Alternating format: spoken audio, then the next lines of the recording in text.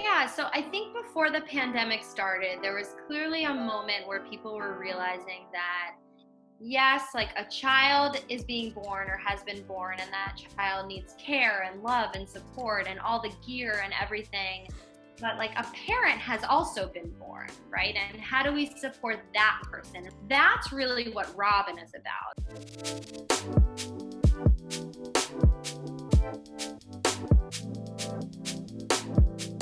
Welcome to Startup Health Now, the podcast where we talk about the entrepreneurs shaping the future of health and the health moonshots they're working to achieve. I'm Logan Plaster, Editor-in-Chief at Startup Health. Today's podcast is a throwback to one of my favorite interviews from 2020 thus far. Back in early May, I linked up with Alli, CEO of a company called ROBYN, for an interview on Startup Health TV. ROBYN, which is online at wearerobyn.co, is a digital health company that acts as a 21st century guide for aspiring, expecting, and new parents. They cover everything from fertility coaching to infant sleep training with a modern tech-forward sensibility. When COVID hit, demand for virtual services for expectant and new parents skyrocketed, and Kasirer and her team stepped up to the challenge, but we'll get to that in a moment. If you want to watch the full conversation, you'll find it on Startup Health's YouTube channel at youtube.com/startuphealth. But with that, we'll jump into the interview. Enjoy.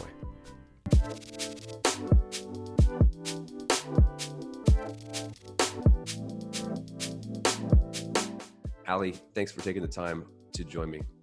Thanks for having me. I appreciate being here. So we're talking to entrepreneurs about how they have been refocusing, reframing around the COVID-19 pandemic. Now, you run ROBYN, a platform that really acts as a guide for people walking through the parenting journey, right? And Correct. and so I think it's a really fascinating case to talk about how the pandemic has really affected everything, right?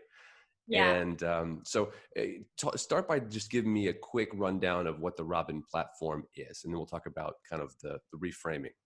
Yeah, absolutely. So we are a community-driven platform that connects aspiring, expecting, and new parents with wellness tools, resources, and access to specialists. So really from fertility all the way through early parenthood. The cool thing about our wellness providers is they do in fact specialize in this quote unquote like maternal period. And we do all the vetting and curating and make sure that all of the resources provided are specific to fertility to early parenthood. Yeah. So I know you have been you're acting as a guide for women who are thinking of giving birth or giving birth during the pandemic. So becoming parents right now comes with its own set of challenges. So uh, how have you faced that in terms of offering knowledge and resources to your community? Yeah, so I think it became pretty obvious only after just a couple of days into the pandemic that life for aspiring, expecting, and new parents was going to be very different. So, if you're someone who's trying to conceive using something like IVF, all of the IVF cycles were canceled. If you're somebody who's pregnant and expecting, a lot of women at first were being encouraged to skip their regular OBGYN checkups. So they weren't even getting that one on one check in with their doctor. Mm, All the birthing classes at hospitals were canceled. So people weren't getting the educational resources that they were counting on. People were going through traumatic births. So in many hospitals, there were partner bans in the beginning of the pandemic where partners were actually not allowed into labor and delivery. Some hospitals still do have those bans in place, and some hospitals aren't allowing any postpartum support at all for women who are recovering in those first, few days after giving birth. So, in the postpartum period and early parenthood, you're now experiencing extreme isolation.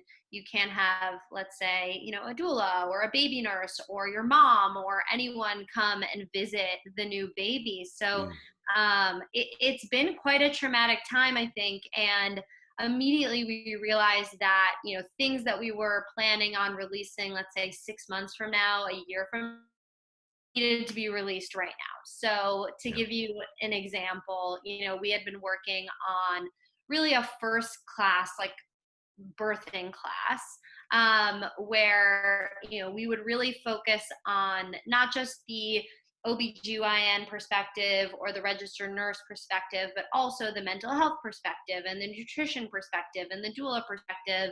And we're here in LA. We were planning on working with the best people in entertainment to do this and really putting something out that hasn't been done before. But we just got our experts and our providers on Zoom webinars like day one. And, the first childbirth class we did had over 700 people sign up, just because there Wow. was such a great need. And now we have those recordings live, free, for anyone who wants to access them. It's a 3-hour childbirth class. We have a 1.5-hour feeding your baby class. We have a 1.5-hour trying to conceive class. And I think what's unique about these is all address the elephant in the room, right? What does it mean to, try to conceive, give birth, be a new parent in this COVID-19 world? Mm. So that's one example of things that we've done. I think, the other interesting thing is the other population that we serve are these wellness providers and small businesses who are also hurting now and who are figuring out, how do I migrate my one person fertility acupuncture physical shop Mm. into a new virtual wellness business? So, we've also been providing, free webinars for providers on, HIPAA best practices, how to migrate, to digital, efficiently. So it's interesting, on both Yeah. sides of this marketplace, we have aspiring, expecting, and new parents, and we also have the small business and wellness providers, and we're really trying to do our best to, help both. Yeah, so it sounds like you're really becoming, I mean, you used the word marketplace and ecosystem. How are you seeing the broader trends within your market, within fertility and parenting, what you said, aspiring, what was it again? Expecting and new parents. It, w- Yeah. within that market, do you see the broader market responding and moving online and making resources available? Um, More broadly, or are you really like way out in front here? So, I mean, I think this trend toward virtual care and telemedicine, I mean, we're clearly at a moment here for it. And I do think it will change, the future of care. And I think that, I do think in the maternal space, at least in the maternal wellness supports, we are kind of ahead of the game because we're aggregating these top notch providers who provide virtual services already. Hmm. There really is no place right now where you can just go find a virtual doula. Besides a place like ROBYN. You can't yet book that doula or pay for that doula over ROBYN, but that's just a couple months away for us. So I do think, because our model was always digital from the beginning, this has just accelerated our timeline. It hasn't Yeah. necessarily been like a quote unquote pivot. We're just trying to do everything a lot faster and get this out to people who are really in need right now.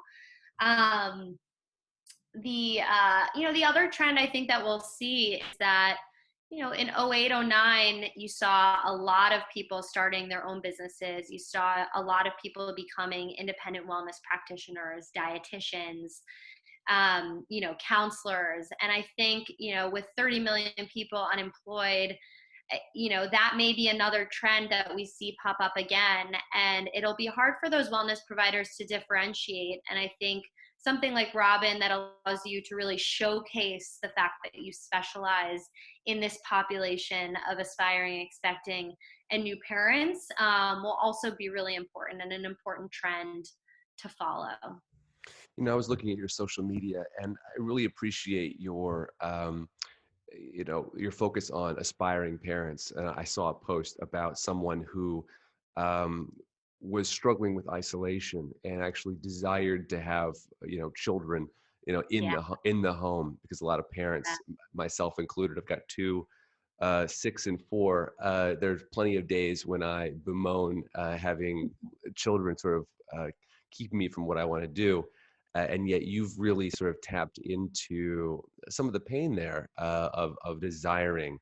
And I know that comes, you've talked about your own personal experience, but not just focusing on just the parenting side, but really what that expectant side looks like. Yeah, I mean, I think, the path to parenthood is unique for everyone. I have my own fertility journey where I went through IVF to have my twins, and we then had a surprise natural pregnancy to have our third. And for a while, I mean, these topics were very stigmatized, and they still really are to some degree. But the numbers are there. I mean, 1 in 4 pregnancies end in miscarriage. 1 in 8 couples, struggle to conceive. And we've always been really inclusive of this population of people, because I think it's really important that, really people see the entire journey, right? It's not just important to care of yourself during pregnancy or after pregnancy, but it's also really important to make healthy choices and support yourself before pregnancy, especially if you're, an aspiring parent who's maybe having trouble conceiving. So yeah, I mean, that is very much like at our root, at our core. And I think it is really hard right now. I mean, I definitely have my days where I'm complaining, where I had to work and have 3 kids at home, and when's school going to start again? And, we get lost in this complaining, but it's so easy to forget the perspective of, somebody who is actively trying to conceive, an aspiring parent who would, kill to have a kid at home right now. So, yeah, we really do try and show and be inclusive of all of those different perspectives. How do you make it work? Not everyone has, I mean, people have kids at home, but you've got 3 under 4, you said? Yeah, we have How do three you make under it work? 4, all boys, and they're animals. They're probably like outside running around naked right now. But how do we make it work? My husband works for himself as well, so we both have flexibility. We work really hard, but it's very easy for either one of us to take 2 hours, out of our day to do, a walk around the block with them, or, a game or an activity. So the fact that we both have that flexibility is really helpful. And we, we're very grateful to have that.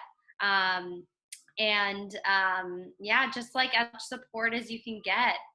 It takes a village. And I think that's the hardest part right now is people in some respects have lost their village. That's really, I would say, probably one of the most challenging things for parents about getting through this time Yeah, I is, can. Yeah, yeah. I can only imagine being in that immediate postpartum period and not having any support network, family to come, make you meals, do all of that. What kind of advice do you give to new parents in that situation? So, I mean, in that situation, I think whether it's ROBYN or through other means, I think you can get, virtual support and virtual help. My One of my dear friends, one of my closest friends, just had a baby, and luckily she was quarantining with her husband and her mom. So she does have 2 other people to help with the new baby. But she was planning on having, a baby nurse for a short amount of time.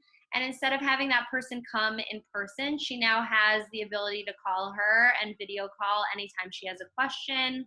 So I think really taking advantage of the virtual services if you can. And, with the person that you are with in your house, you know, taking the breaks when you can, and really resting when you have those breaks, because it's just such a challenging time. Yeah. I think getting out of the house is a big thing. Like if you can, take a walk around the block, even sitting in a front yard, sitting on a stoop and just like breathing some fresh air and getting a break can just be really, really helpful. Because, I think we're all having cabin fever, right? But having cabin fever and that newborn at home is really That's a really lot. challenging. That's a lot. Yeah. In your webinars, in your material, how do you talk to expectant mothers about the anxiety around going into the hospital right now? Yeah, so our childbirth class was taught by a registered nurse who works at Weill Cornell in New York. So out of any place to, get advice from, that's been kind of the hot spot, Hmm. right? So, I think the advice that she had was really that, the hospitals are taking all of the measures possible to eliminate cross contamination between, let's say, the labor and delivery and, other areas of the hospital that may have COVID, maybe treating COVID patients. Hmm. So she really just like spoke to the hospital policies and procedures, and I think really put people at ease that all of these measures were taking place to protect people, right, from going into the hospital. But listen, like a lot of expecting parents have also changed their plans. A lot of people have changed to, giving birth at a birthing center rather than going into a big hospital. A lot have decided for, home births. And there are alternatives. And I think there's always been something that's difficult about making a birth plan, right? Because, Right. you don't want to be stuck in your You want expectations. you want to make God laugh, right? Make a plan. Exactly. Make a That's plan. Yeah. if you want to make God laugh, make a pregnancy playlist. I think my wife Yeah. would say. And I think what this time has done is just everybody's birth plans are just up in the air, and that can be a real source of anxiety. But again, there are a lot of like mental health virtual services right now through ROBYN specifically, where you can find maternal mental health professionals who you can talk to virtually. Yeah. So I think, finding what works for you. I think what also helped a lot of people who are on our birthing class was, okay, maybe we don't have one birth plan, but right now we have a plan A, we have plan B, and we have a plan C, right? At the time that we filmed it, we didn't even know if you could get in an Uber, let's say, to go to the hospital. We didn't Yeah. even know if the buses were going to be running, or, what do you do if you don't have your own car to go to the hospital? So we were talking through with people really, what is your plan A, what is your plan B, and what is your plan C? And I think that really put people at ease with their anxiety about what it's going to be like to give birth right That's smart. That's probably now. smart advice, even when you're not in a pandemic, right? Yeah, it's exactly. I think we're all being forced to confront our, our fears and our anxieties like we've never been before, and maybe we can come out the other side a little bit stronger and a little bit more Yeah. aware. Yeah. I think this is definitely creating opportunities. And if you're in digital health like you are, you recognize that this is a shot of adrenaline in the arm of adoption. I think maybe a good note to end on is, what are you excited about how this time of trial and crisis is going to overall improve ROBYN specifically, but more importantly, this parenting journey that you are helping with? Like, how are we going to come out stronger? Yeah, so I think before the pandemic started, there was clearly a moment where people were realizing that yes, like a child is being born or has been born, and that child needs care and love and support and all the gear and everything.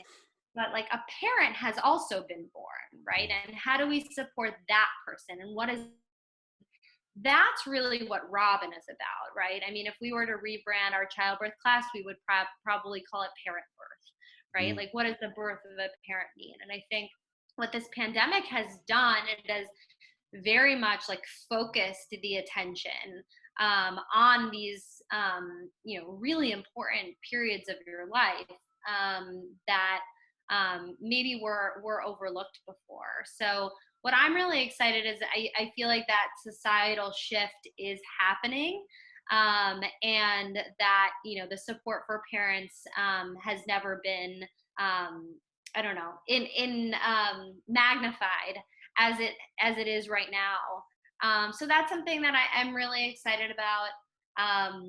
The other thing I think from this time for myself as an entrepreneur and running a business is just radical prioritization. Mm. And you know what, the fancy production that was going into our childbirth class, like maybe that wasn't necessary, you Yeah. know, right? Like let's do everything we can to add real value to people's lives, and cut out the fluff. And I think that radical prioritization is so valuable as a founder, and as any startup and new business. And that is what I'm really channeling right now, is how do we radically prioritize, you know, the value that we're creating for aspiring, expecting, and new parents. That's fantastic. Well, Alli, thanks for taking the time to really explain what you're working on and where you're going over the next year.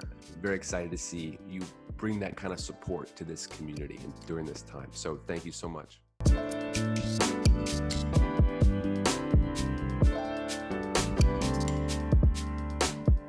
Startup Health invests in health transformers from around the world who are committed to achieving audacious health moonshots. If you want to learn how you can join this community of entrepreneurs, or if you want to connect with one of our 330 companies, go to startuphealth.com. Thanks for listening to Startup Health Now. We'll be back next week.